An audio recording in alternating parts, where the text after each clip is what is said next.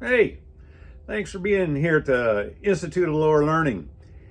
I'm about 3 or 4, maybe 5 days in, and there's already problems, man. It's problems here at the Institute. Some of these there may be some solutions for. Some we're just going to have to get used to. Some of them you could help, and I'll tell you how in a little while. But the first one is kind of an identity crisis. It's come to my attention as some of you watch these videos, you have a hard time. You kind of lose focus on, who's doing the thinking, the production, the talking, which one of these two old goats is it, I don't know. It helps, I think, if I take my glasses off, but then I can't see. I do have a few prompt notes over there, and it's good to be able, read those notes. But at any rate, basically, the ugly goat is the one doing the talking. So anyway, maybe you'll get used to what's what with that. The second thing is tech challenges. Man, I'm so low tech. And I've heard from all three of my tech gurus that are supposed to help me do this stuff. But I don't think my production values are ever going to make it big time anywhere. The only thing I would encourage you to contemplate is this element of life. Anywhere you go, there's noise. You go to a nice restaurant and there's noise. You go to a concert, there's noise. You go to a movie theater and you can feel the sound before the movie even starts. And, there's actually been a couple of movies I've gone to, I took earplugs. Not a movie person, but, eardrums got to be able to survive if you're going to get anything out of the movie at all. So anyway, those are some of the things that, will probably improve a little bit as my ability to figure out how to manipulate my, recordings and video and lighting and stuff. And one of the problems with light, I can see all these reflections off my glasses. So anyway, a really big problem is that the people who know me have said that what I'm projecting on here, and it's not an act, but it lacks a major element of my personality, of my character, and that's the element of, and by the way, before we get there, did you know that sarcasm is scarcasm? And there are times when sarcasm is just totally inappropriate. So for those moments when you realize that sarcasm is inappropriate, may I suggest snarkasm?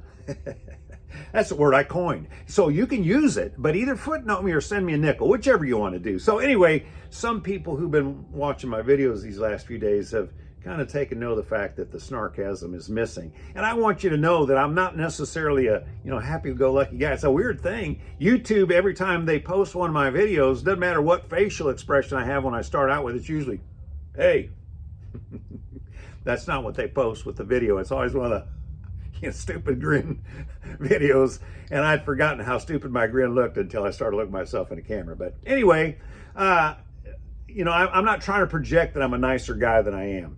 It's kind of interesting in a group setting where we had some friends a number of years ago. There was one lady who observed, "You're so dark and negative." And you know what? If you're going to help people who are broken, who are at square one, who are drowning, you go out, you swim out to drown or save a drowning person. You say, "Hi, how are you today? Are you having a good day?" You grab a hold and say, "Let's go to the shore." I actually took a life-saving course when I was in Boy Scouts, and the guy who I was supposed to pull in as a potential drowning victim didn't like me. Don't really know why, other than the fact that I'm just, got that personality a lot of people don't like. But at any rate, he was going to make it as impossible for me as he possibly could make it impossible. And I'm not a good swimmer. So at any rate, it was tough, and I had to try 4 times before I finally succeeded, and they finally realized this guy was trying to fail me, and so they put another guy in the pool to be the drowning victim. But when you're saving a drowning person, sometimes you got to be blunt, you got to be direct, and you got to be honest. And you can, as I mentioned the other day, you can rub on the salve later, but sometimes you just got to rip off the scab in the moment so that you can address the urgent, critical elements of the situation. So anyway, part of my gallows humor, I guess you would say, and anybody who's been involved with first responders or crisis intervention, I'm going to use the term again broadly, crisis counseling. There are just moments when you got to be blunt, hard, direct, and sarcasm kind of goes along with that. So anyway, another problem we'll run into is I really want this to be a dialogue. You know, for one thing, just watching and reviewing the videos, I see words. For instance, my very first video, at one point I meant to say these people are orthodox and I don't like the way that they're orthodox or approach orthodoxy, and we won't get into the details there, but at any rate I said unorthodox. So anyway, I need correction of those things, and if I'm not going to mislead somebody when I use completely fouled up grammar, I live in Oklahoma, man. I've been in construction for the last 40 plus years, so all that good grammar that I learned in very proper English spoken, Illinois, it's all gone. So I need your comments. And if it's going to be a dialogue, and if you're going to sharpen not just my grammar and my spelling and my penmanship, which you're not going to fix that, don't even try. But if you're going to help me do a better job, then I need comments. I need feedback. I don't really intend to pump people for like, comment, and subscribe, to promote the channel. I don't care. I don't think I'm ever going to make a buck. I just want to help somebody. And maybe if by you commenting, you can improve what I do and maybe create more interest that way, maybe it'll grow. And if it does, and it reaches one more person, it really is a need. And the cool thing is, and this isn't a complaint, this is a good thing about the Institute of Lower Learning. Actually the second video I did was called, Is Marriage Even a Thing? And I did that in response to a question that a friend of mine asked. And I was really concerned about publishing it. I felt kind of compelled to, but I was concerned about it because I didn't want to rub salt in wounds.